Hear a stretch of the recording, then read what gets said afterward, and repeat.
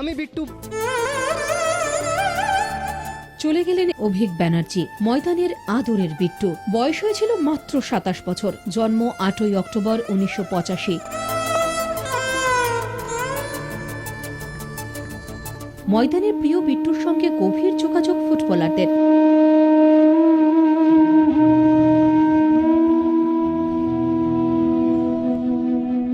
খেলা অন্ত মানুষ, হাসি খুশি প্রাণ খোলা। গ্রে মাইন্ডের স্পোর্টস প্রোগ্রাম খেলা 11-এ সঞ্চালনা করে দারুণ জনপ্রিয়তা অর্জন করেছিল বিট্টু। পৌঁছে গিয়েছিল মোহনবাগান সমর্থকদের হৃদয়ের কোণে।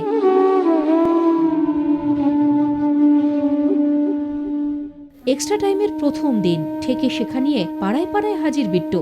অতীত, সব অতীত। তার চলে যাওয়ায় শোকস্তব্ধ আমাদের এক্সট্রা টাইম পরিবার, শোকস্তব্ধ গোটা ময়দানও।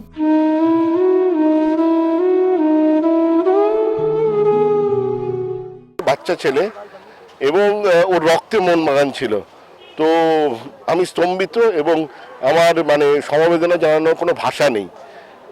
এবং তার বাবা মা যে কি হারালো তার বাবা মাই বুঝতে পারছে।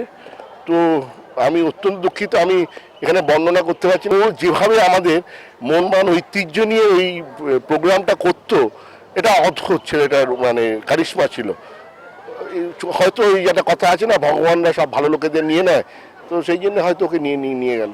বিট্টু তো আমাদের মানে মোহনবাগানের খুব কাছেরই ছিল। মানে আমরা সব সময় ও যেভাবে বলতো টিভিতে বা মোহনবাগান নিয়ে যেভাবে ওর এক্সপ্রেশনটা করতো, এটা শুধু আমি না, আমার মনে হয় এই আজকে বিট্টুর ঘটনা শোনার পরে যত মোহনবাগান সাপোর্টার আছে, এমনকি ফুটবল ফেটার্নিটির যারা সবাই আছে, খুব দুঃখ পাবে।